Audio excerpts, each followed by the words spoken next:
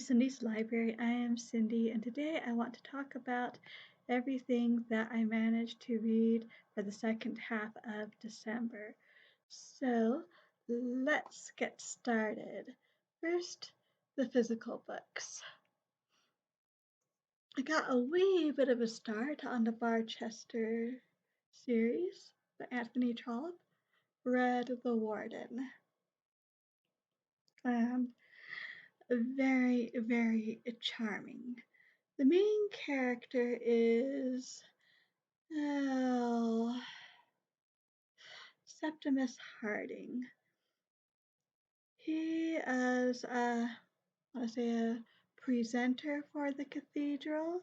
That gives him almost nothing, like £80 a year. So he was also given the wardenship, basically, of this hospital that was, basically hundreds of years ago, a rich man in his will designed this hospital to be made and 12 men to be supported out of it, basically, who otherwise would not be able to support themselves.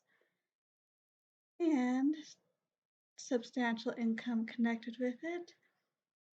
And you would think all would be well with our hero, Mr. Harding, who's not that much younger than those he's looking after, although he is, well, probably late 50s, early 60s-ish, so, it's all relative at that point. But anyway, things get stirred up and there are questions as to whether he should be receiving that much, because the amount the men have been receiving hasn't increased in hundreds of years, where the land that supports this hospital has greatly increased in value over the years. And it's ironic because he has two daughters, the first one of whom is already married to the, let's see,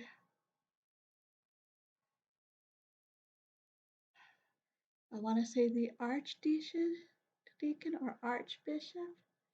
And the bishop, who's the one who got him this appointment in the first place, is like his best friend. And he understands him, but he doesn't like to make a fuss, and his son is extremely zealous in protecting the church's rights.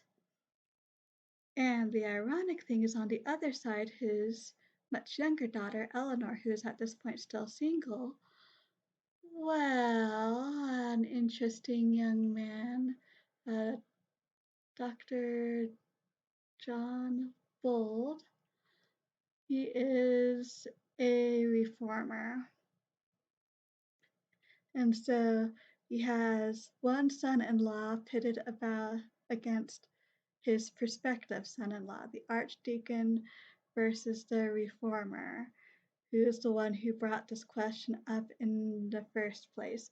And poor Septimus he is caught in the middle of this, and of course he had no idea any of this would be brought up. Wasn't even thinking in this direction when he originally accepted the post of warden. So lots of family and small town drama here.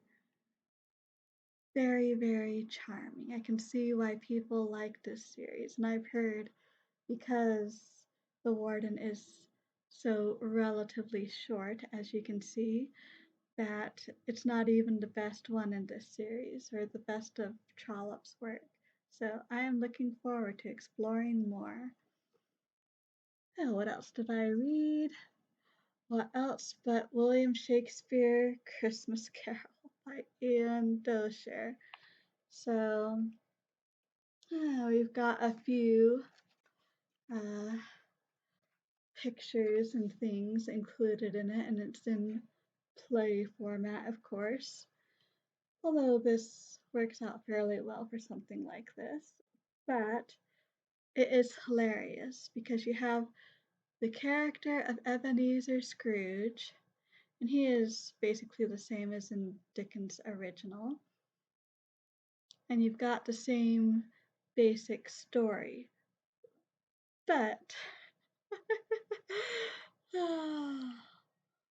Jacob Marley is now Christopher Marlowe, a rival playwright from Shakespeare's time, and the rest of the parts are filled out by characters in Shakespeare's plays. So we've got Peck as the Ghost of Christmas Past, Sir John Falstaff as the Ghost of Christmas Present, King Hamlet, the Ghost of Christmas Yet to Come, Benedict and Beatrice. They play the Bob Cratchit and Mrs. Cratchit parts. And on and on and on. We've got Romeo and Juliet, we've got Miranda and Prospero and Ferdinand, and the three witches make an appearance along with Macbeth and his lady, all filling out the various parts of A Christmas Carol. And it is absolutely hilarious. Ah, Ian Doshare, he does such a great job mashing Shakespeare with anything. So very, very fun. Very fun. I also read In the Dark Street Shineth, a 1941 Christmas Eve story, as told by David McCullough. This is basically what the story he shared when he was one of the guests at the Tabernacle Choir Christmas concert. And this was over a decade ago, I think. A while ago, anyway. Let's see, when was this printed? 1910. So, yes. So, this tells the story of Winston Churchill's visit to the U.S. to visit Franklin D. Roosevelt for Christmas 1941, right after Pearl Harbor.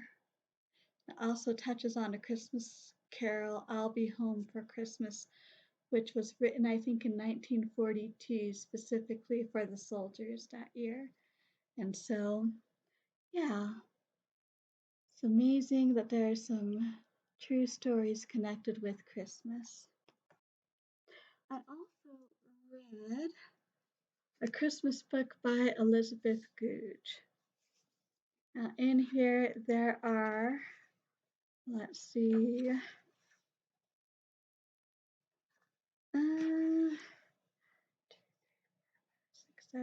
9 sections, not including the preface, and 7 of them are taken from her other books, such as The City of Bells, The Dean's Watch, Towers in the Mist, all of which I have read. But there are 2 new Christmas stories in here, and it so filled me with the Christmas spirit to read this. So glad I got it. Glad I read it.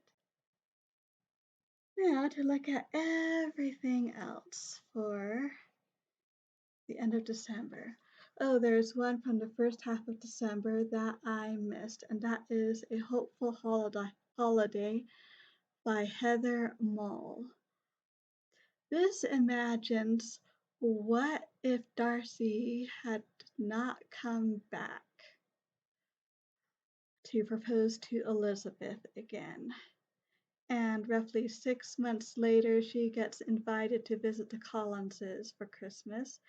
Of course, the Collinses live in the parish house right next to Rosings, where Darcy is quite likely to spend Christmas himself. So fun, romantic, light. Couldn't call it great, but it was fun. So did what it was supposed to. Let's see. Oh, this year for Come Follow Me, we read Doctrine and Covenants. And so I finished reading the manual, went through all of that, read the Doctrine and Covenants, both in English and in Portuguese. So, very excellent here studying revelations from this dispensation and the church history. So, see, I also read Miracle on 10th Street by Madeleine L'Engle, which has poems, thoughts, even a few stories from her books that are Christmas related. So kind of like Elizabeth Scrooge's A Christmas Book. Somehow I didn't quite enjoy it quite as much, although the last story is an Austen Christmas, which happens before Meet the Austins, and just for that it was totally worth it. Let's see, The Christmas Pig by J.K. Rowling. I read it, and I did not enjoy the beginning. The little boy there has a complicated family life. That's not primarily why I didn't like it. It is that people became truly unkind to each other. Our hero, his mom gets a divorce, and she ends up marrying the father of a slightly older girl who was his writing partner at school. And she's starting to be a teenager and is going through her own things. And his best friend is his toy pig. But things happen and the pig is lost. But the rest of the book I quite enjoyed because the pig was lost on Christmas Eve, and Christmas Eve is a magical time, the time where humans can actually enter in the land of lost toys, which is divided into various sections. You have each section is progressively better, and there's also the waste where unwanted toys and things live, and there is a monster of sorts who eats them. So, lots of adventures for this little boy to go through to get his toy pig back. Quite an imaginative and adventurous world. Not sorry I read it, although I'm not sure it'll become a part of my regular reading diet. So, let's see. I also read All Roads Lead to Austin. So, the author, Amy Smith, is a literature professor in California. She loves Austin. She also loves travel. And she decides on a year of sabbatical, she is going to travel South America and see what they think of Austin in those various places. So 5 countries later, Guatemala, Mexico, uh, Chile, Uruguay or Paraguay, and Argentina. Anyway, she travels to all of those places. In all of those, she practices the language, she makes friends, learns about the culture. She's especially learned about the local literature, and she gets lots of recommendations. And some couple places she actually does some teaching, but in every place she sets up a book group and gives them one of Austen's books to read. Two do Pride and Prejudice, two do Sense and Sensibility, and one, or is it two? I think one does Emma. I may be missing a country in there. Oh, yes. Um, oh, Ecuador. Yes, so she went to 6 countries. Anyway, plenty of material about an international perspective on Jane Austen. Some unexpected things happen, and life seems to reflect fiction because a bit of romance ends up in there too. A very fun read, well written. That would be a very interesting journey to take after this pandemic settles down. We're still in the middle of COVID. So might read it again, especially for suggestions on what to read from Central and South America and Mexico. So very fun. See, I talked about that one. Yes. So Honor Raconteur is an author I have been following for years now. She she does a lot of ebooks. Eventually, she'll do private printing for physical editions for those who want to. And she's also the author of uh, the Shinsengami detective series that I've talked about before, I believe. Anyway, she released a short story called Gioni, set in her deep woods world. So after the events of the last book. And it inspired me to read everything about Deepwoods. So the 3 main books, Deepwoods, Blackstone, and Fallen Ward, and also Deepwoods Origins. So Deepwoods is a guild in a fantasy world. Uh, they are an escort guild, uh, partially protecting caravans, traders, and travelers, etc., traveling among the 4 continents. And well, at the beginning, one of the founding members, in fact, the reason Deepwoods was originally created to begin with, was because uh, Sibbons, uh, one of her friends, Gray, they grew up in the same town. He is a path maker, which is magic that can be used that makes traveling a whole lot faster, easier, safer. Takes a highly skilled person to do it, which Gray is, but he's also extremely shy. So Sibuan formed a guild with another one of their friends just for him, since he wasn't making much in their hometown, given that his master was still well alive and working there, and people would go to him for such services.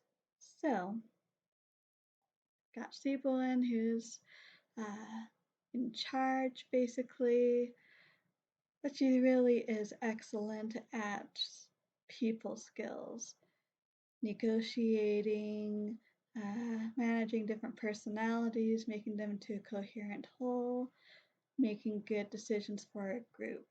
You've got Gray, the Pathfinder, you've got Barely, he's a crafter, he works in metal, wood, leather. Let's see, you've got Wolf, who is an enforcer, and Tran, who's another enforcer, Faye, who's another enforcer. They're basically like guards. And you have What's her name? Sybil, I want to say. She is their trader, and no one can negotiate a better deal than that, what she can do. And there is also um, Denny and not barely. Oh, what's his name? Anyway, he is the physician for the team. And Denny, she is the animal handler. She's got a couple of guard dogs. She also takes care of their uh, animal that pulls their cart, etc., and so forth. And this chronicles the adventures of Deepwood's Guild. They get kind of involved in a lot of more world shaking things since they're connected to an extremely important and prominent major guild in their same town called Blackstone. And they happen to have a lot of skills useful for getting to other places, etc., finding things out as needed. Very fun fantasy series. Glad I reread it. Not sure I can call it great, but it is sure fun, and given that this is the third time I have read it, well, Honor Raconteur is a very, very fun writer. That's all I can say. So that's all I read for the second half of December. Wonderful reading month all over in December. Really put me in a Christmas mood, especially the first half. Well, there were some gems from the second half too. I hope you had just as wonderful a reading time in December as I did. So, let me know how your December reading went. I'd love to hear about that or anything else. Thank you so much for stopping by. I truly do appreciate it. Until next time, I hope we all stay safe and healthy. And as always, happy reading!